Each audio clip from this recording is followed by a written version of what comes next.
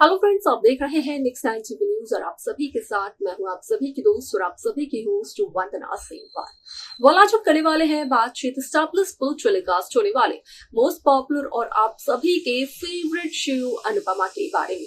आज हम इस शो के बारे में कुछ खास बातचीत करेंगे, तो वही इस शो से जुड़े हुए कुछ ऐसे राजों का खुलासा भी आप सभी के सामने मैं करने वाली हूँ, जिन्हें की जल्द ही मेकर्स आप सभी के सामने टेलीकास्ट कर सकते हैं। शो अनुपमा में सभी दर्शकों ने देखा होगा कि किस तरीके से यहाँ पर आया था 5 साल का लीप और 5 साल बाद अनुपमा गई अमेरिका, जहां पर की शुरुआती दिनों में तो अनुपमा को काफी सारी परेशानियां हुई, लेकिन उसके बाद अनुपमा अमेरिका में काफी अच्छी तरीके से सेटल हो गई। यहाँ तक कि अनुपमा बन गई स्पाइस एंड चटनी रेस्टोरेंट की पार्टनर भी। अब ऐसे में यहाँ पर अनुज और श्रुति की बात की जाए तो जब अनुज और श्रुति के रिश्ते का सच पता चला अनुपमा को, तो अनुपमा पूरी तरीके से टूट गई थी। लेकिन यहाँ पर फिर भी किंजल ने पूरा सहारा दिया अनुपमा को और अनुपमा की माँ के तौर पर माँ के जैसे बिहेव किया यशदीप की बीजी यानी कि बीजी ने।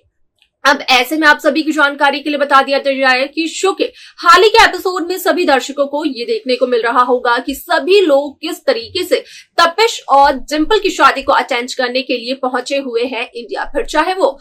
डिंपल पैच,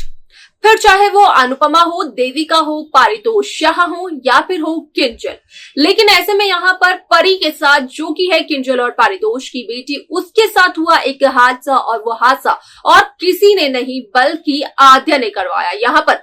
आद्या को ये लगा कि परी के साथ वो एक छोटा सा हादसा करवा कर कहीं ना कहीं अनुपमा से ले सकती है अपना बदला। आप सभी की जानकारी के लिए बता दिया जाए कि जब यहाँ पर तपिश और डिंपल की हल्दी सेरेमनी की शुरुआत होती है तो उस दरमियान देखने को ये मिलता है कि किस तरीके से वनराज शाह यहाँ पर अनुपमा से ये कहते हुए नजर आते हैं कि वनराज की जो यहाँ पर बहू है, जो कि बन चुकी है बेटी यानी कि डिंपल, उसने जैसा फेस मास्क लगाया है अपने फेस पर वैसा ही अनुपमा भी लगा ले, क्योंकि अनुपमा का चेहरा कुछ काला काला सा नजर आ रहा है। यहाँ पर इनडायरेक्टली असल में